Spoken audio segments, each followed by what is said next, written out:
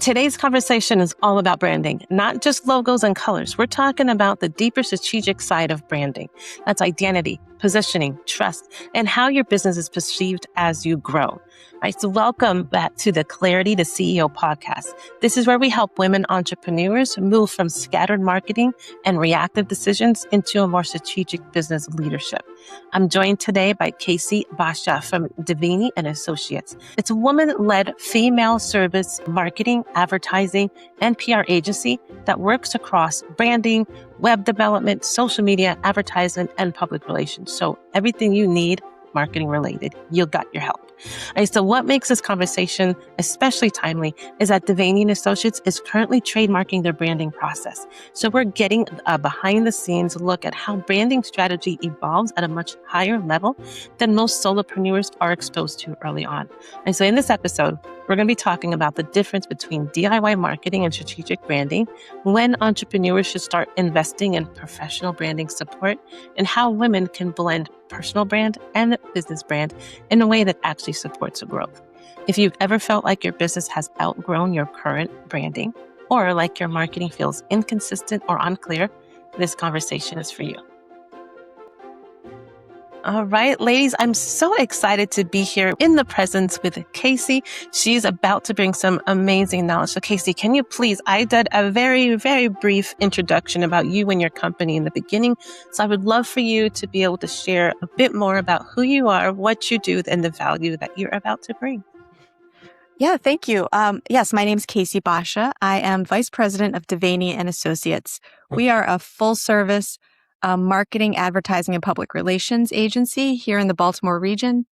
And one of our areas of expertise is branding and branding strategy, helping companies really articulate what makes them different and give them a strategy for differentiating themselves in the marketplace and really building a loyal customer base. So it's something we love to do.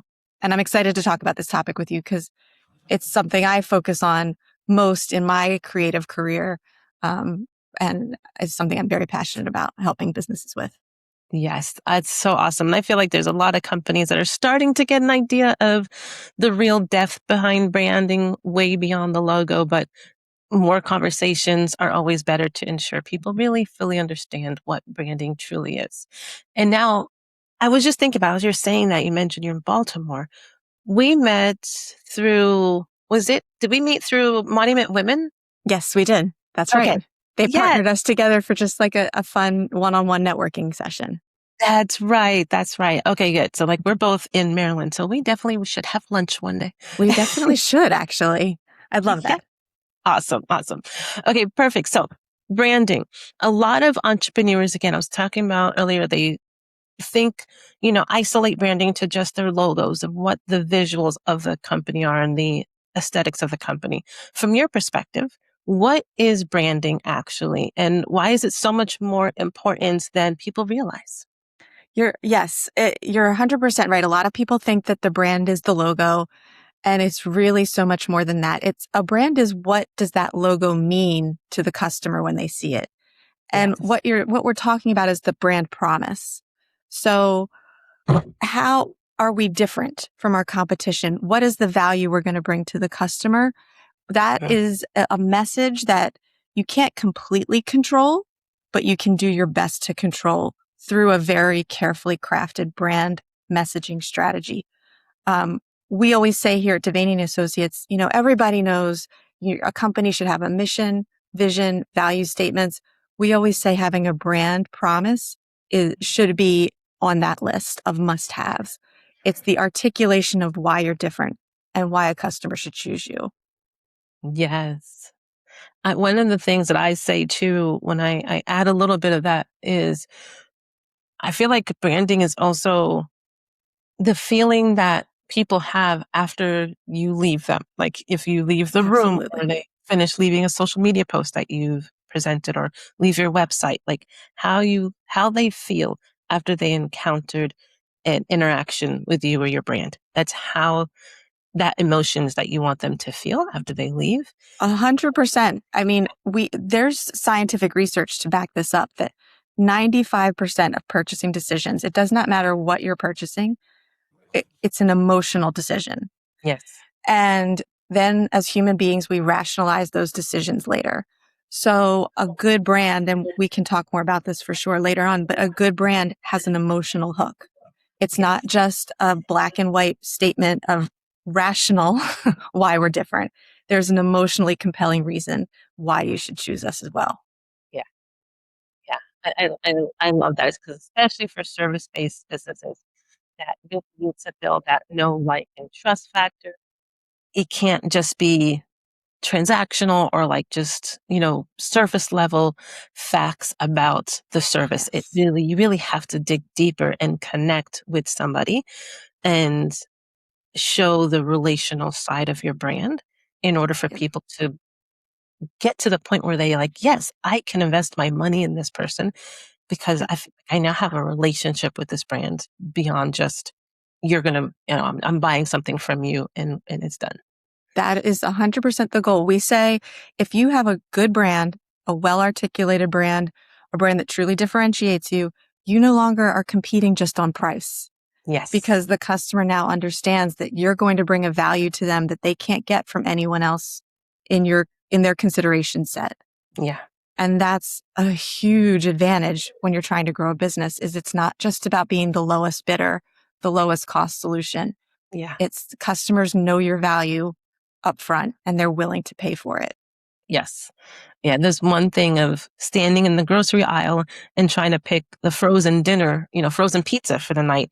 Maybe price is weighing in there. I'm not emotionally connected to the brand.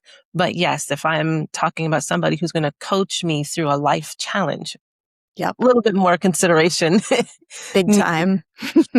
All right. So a lot of the women entrepreneurs that are listening to this, they're solopreneurs. They're doing all the things on their own, and they are DIYing a lot of their business, including their branding, because they just have to at this point. Sure. So how can someone recognize when they've reached the point where DIY branding is no longer enough to support the level of the business that they want to build? Well, first I'd say don't feel bad about that, because we work with big companies and small companies, and the big companies are DIYing it themselves too. So it's a chronically neglected area of the business, no matter how big your business might be. Yeah. So I would say I would put my company through two kind of litmus tests to see if it's time to seek outside assistance. Okay. The first is I would really look at my website very closely, or whatever my core marketing materials might be. I'd read what they say, and I would ask myself, are we just talking about the what, or have we articulated a why? So are we just talking about, here's our products, here's our services, here's how long we've been in business? That's all what material? Yeah. Have we elevated our messaging enough to articulate why you should choose us? So that's the first test. The second test would be go out and look at your competitors' websites. Look at 5 or 6 competitors, whoever you think is the strongest in your category or your market, excuse me, and read their websites, read their messaging very closely. What we always see, it does not matter what industry we're working in for any client, what we see across the board is there are certain messages in every industry that are used over and over and over again to the point where they don't resonate to the consumer. It's white noise. They're cliches. And so many companies rely on these. They fall back on these messages. And there's generic ones too in marketing. We have amazing customer service. We have innovative solutions. Those kinds of cliches, go back again and look at your messaging. Are you articulating a statement of why you should choose us? And is that message differentiating enough and not reliant on those industry cliches that all your competitors are relying on?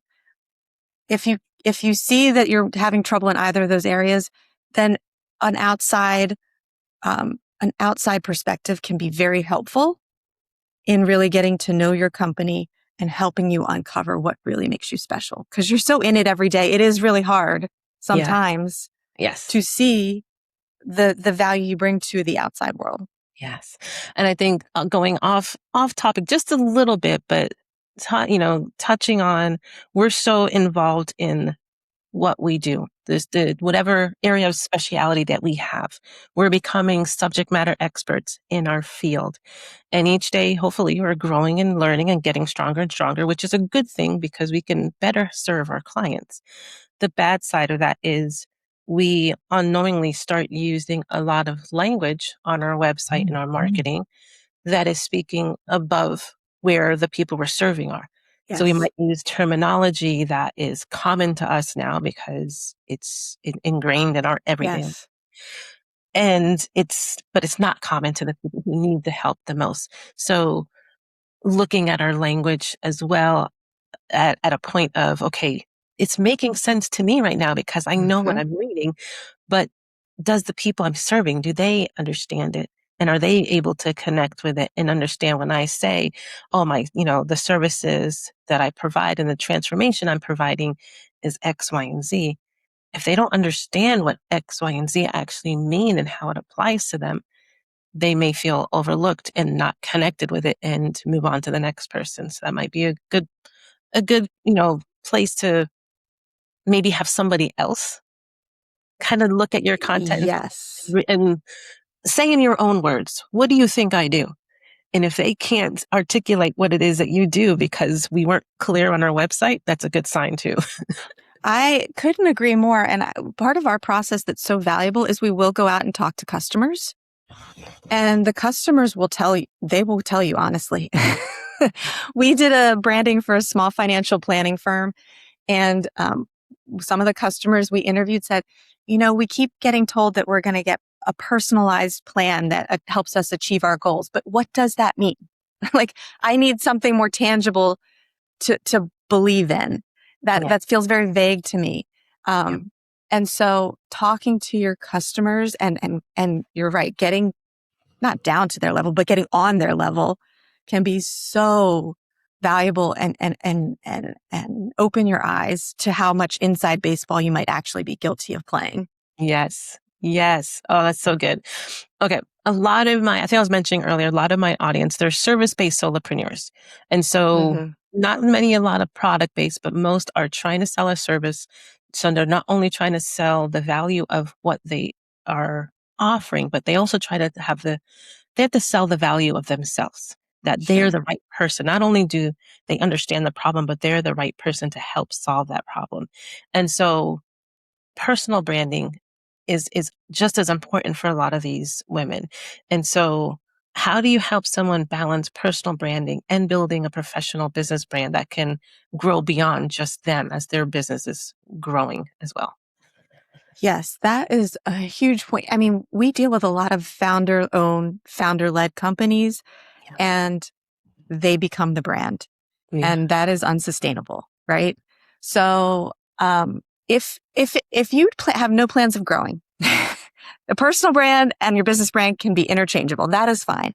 But if you want your brand, if you want to be able to hire people, if you want to one day maybe be able to sell your business, however you define growth for your company, I'm guessing most people want to grow their business in some way, shape, or form. It does have to go beyond your personal brand at some point.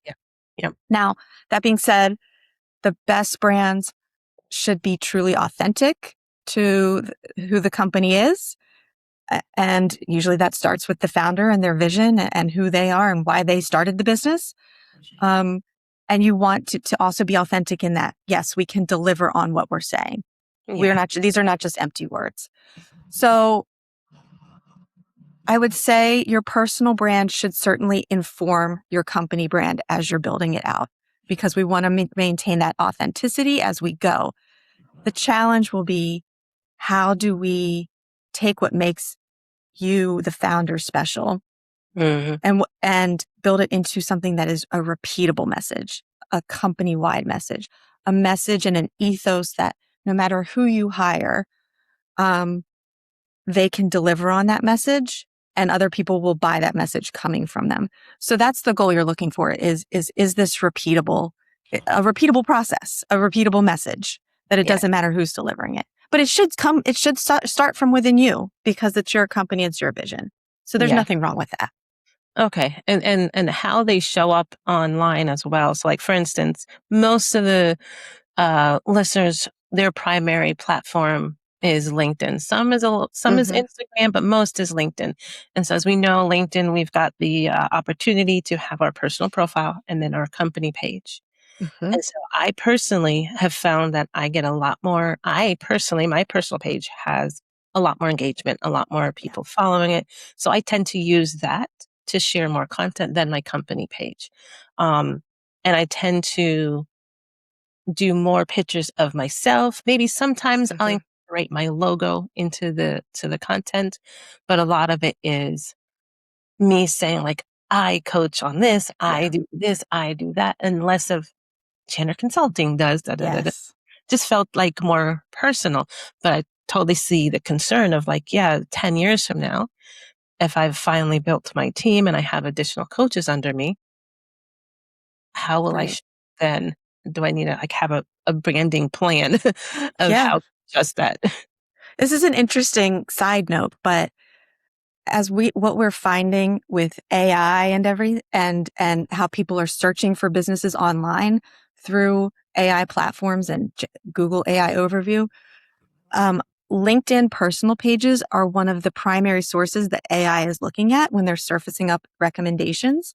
And so we do say, yes, 100% you should have a company LinkedIn page, but every person on your team, including the founder, should be reposting company content with your own perspective, because those personal pages are getting way more traction than the company pages in terms of the social media and the AI algorithms of it all. So you're doing the right thing. Oh, good. That's reassuring. That's awesome to hear. Now, speaking of not necessarily AI, but looking at some of the branding inconsistencies that we could make or some of the mistakes that we can make. I know there are issues with the overusing AI in how we're presenting ourselves and our businesses, but are there other branding inconsistencies that people can make that are doing some damage to trust or credibility with potential clients in addition to AI? Honestly, inconsistency is the big word. So, the tried and true rule in advertising is a consumer has to see something 7 times for it to stick. So a lot of brands make the mistake of, first of all, not articulating their message, but articulating it 10 different ways across 10 different channels. So once you have clearly defined that message, and this is our why statement, why you should choose us, this is our unique selling proposition, you need to make sure you're going to get very tired of it, but you're doing the right thing. It's all over our website. It's all over our social media. It's in our proposals. It's in our email marketing. It's in our newsletter. It's in our emails to our customers, our one-on-one email. That consistency is the key to building that mind share. And it's the key to building that credibility, because you're a cohesive presence no matter where you show up. So I would say that's clutch. The other thing I would say is, as you're articulating your brand promise, I've touched on this before, but making sure it's something you can deliver on, making sure you can back it up with facts. We want it to be an emotionally compelling statement, a promise, but we want to be able to back it up with cold hard facts. So do we have client testimonials? Do we have awards or accreditations? How can we verify the claims we're making to the consumer? So making sure you have that in your back pocket as well. Perfect. I feel like this is going to be so important for a lot of women entrepreneurs, because that consistency is so important. I feel like a lot of people have this, where people trip up on this, is that they get concerned because they're seeing it all the time. They, as the business owner, the CEO, they are seeing it all the time. So like, okay, people are going to get bored of this because they're seeing it all the time. Like, no, you're the only one seeing it all the time. That's right. The followers, your audience, one, they may either just found you, so it's brand new to them, or if they've been following you for a while, you are in a sea of a bunch of other things that they're seeing. That's right. So your message, every time they see it, it's a reminder. It's not a nuisance. It's a reminder of who you are and the value you stand for. So actually refreshing your content and your messaging and renewing, or like, not saying refreshing it, because refreshing it is always good, but if the core message stays the same, but like changing it Mm-hmm. every year or even every quarter is more damage than helpful because again, you're the only one who thinks it's old. Everybody That's else, right. it's just you. That's right. And I mean, we have a client, the last time we did a brand refresh for them was 2014. They have not touched it. There's a million ways to version that message depending on what target we're talking to or what channel we're using. But that brand promise is bedrock to that company. And it has been since 24. And that's the goal. You want something that long term. Yeah. Yeah. I always get nervous when somebody hears that and they're like, oh my gosh, it's time to update it and we need to change and we need something new. It's like, whoa, if the business is doing good and they're successful with Yes. messaging, no, don't touch it. Don't touch it. Right. Oh my gosh. Now, during our pre-call, you had mentioned something that entrepreneurs are often making marketing investments from their own personal funds while balancing other priorities. So how should business owners think about branding investments strategically instead of emotionally? Because finances have a lot of emotion. So this is actually a great segue from the last question because it really is a long-term investment. We want your brand to be with you for the long haul, and it's not something you're changing up every year or every 2 years. I mean, if it lasts a decade or more, you did a great job on building that brand.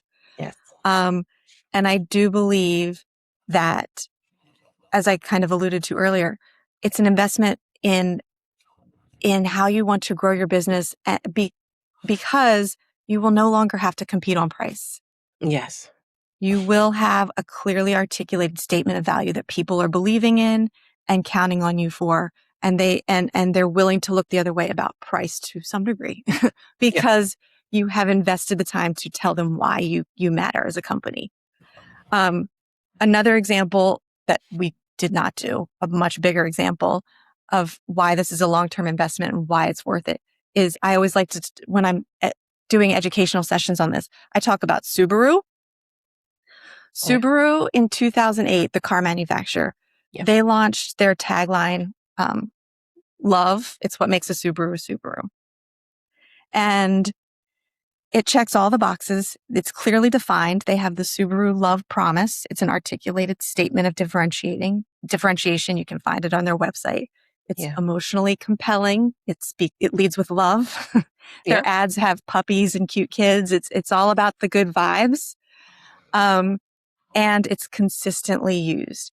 And this is where the CEO thinking really comes into play. It's not just consistently used in their advertising and marketing.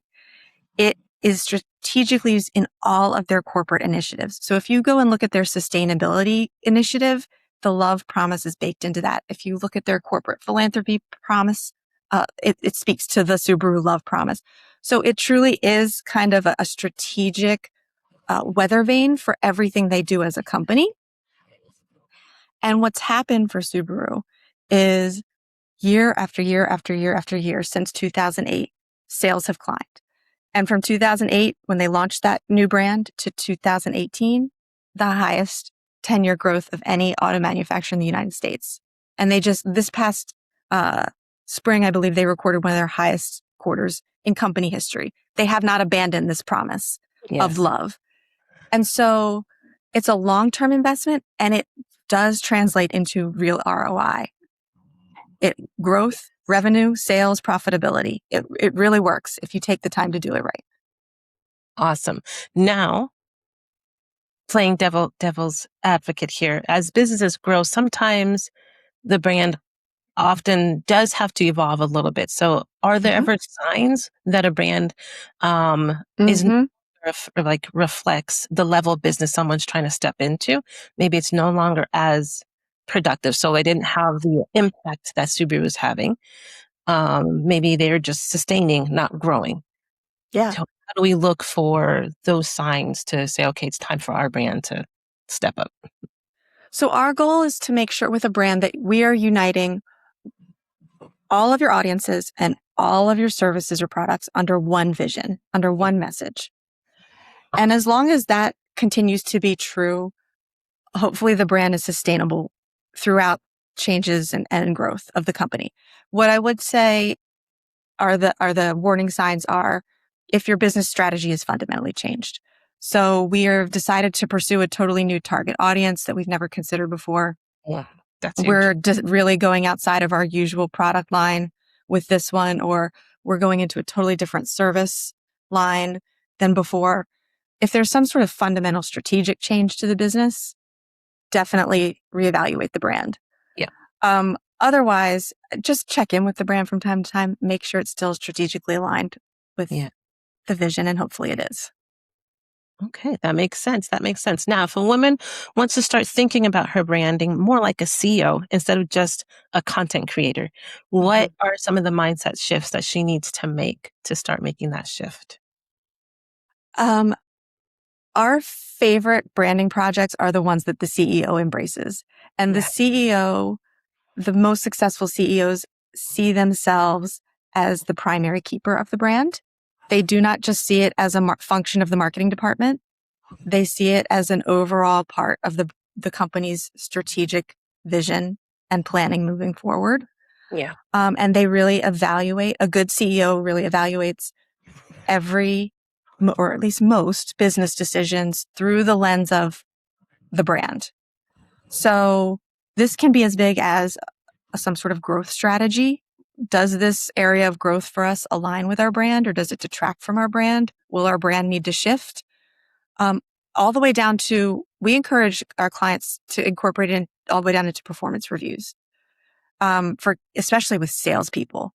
Yeah. If you have a sales staff, does this person embody the brand? Do they deliver on the brand? Do they evangelize the brand? So really, the brand should be woven into most of the operations and decisions of the business. And a good CEO sees that and realizes it's not just a function of marketing. It comes from the top, and it's across all divisions of the company.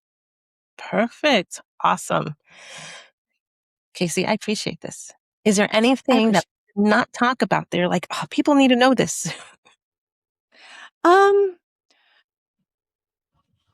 would say we kind of touched on this a little bit earlier, but I would say it really is important the best brands are built from within.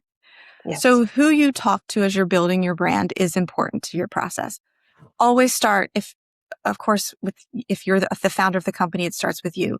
But if you have employees, talk to your employees. They could choose to work anywhere in the world. They choose to work for you.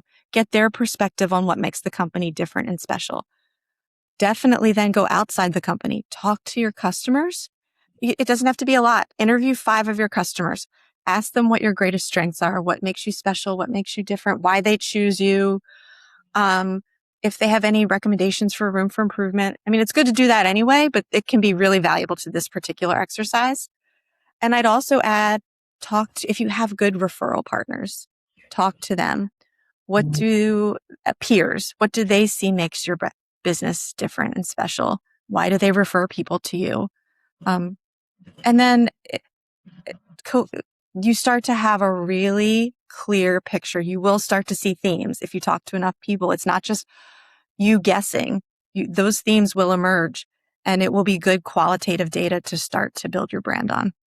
Okay, perfect. Yeah, that's one of the things I try to do and try to recommend is if they're a solopreneur and they don't have a team, asking the people that they network with or asking past clients, questions about, either about their services specifically or just about the value or what their needs are, and see, are we on track for doing what we're supposed to be doing right now? Absolutely. Couldn't agree more. Well, thank you so much for your time. I appreciate this. It's been a great conversation. I think everyone's going to find some value from this and be able to practically take a look at their business and see how they can improve their branding right away. So this has been great. Great. Thanks for having me. I really appreciate your time. Of course. How can people connect with you? Do you want them to find you LinkedIn, Instagram, just the website? Absolutely. I'm on LinkedIn, Casey Boccia. And our website is devaneyagency.com. You can learn more about our agency and see that we've helped a whole wide range of clients, from small businesses all the way to big corporate entities in every industry. Getting to know businesses inside and out is like our passion. It's so fun. It makes the job exciting every day because you never know what you're going to learn and who you're going to talk to. So we just love getting to know businesses. So please visit us and get to know us too. Awesome. Perfect. I'm sure they will. Thank you again. Thanks. Casey, I want to thank you so much for such a thoughtful conversation. I think this episode's going to challenge a lot of entrepreneurs to think differently about branding, not as decoration, but as a strategy. This connects so much to the conversations I have with women inside the Strategic Clarity Advisory experience. A lot of women think they have a content problem when really they have a positioning problem.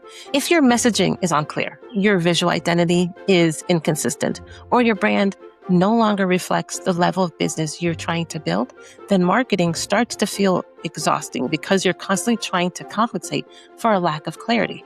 What I love about this conversation is that it reinforces that branding is not just a design, it's a strategic communication.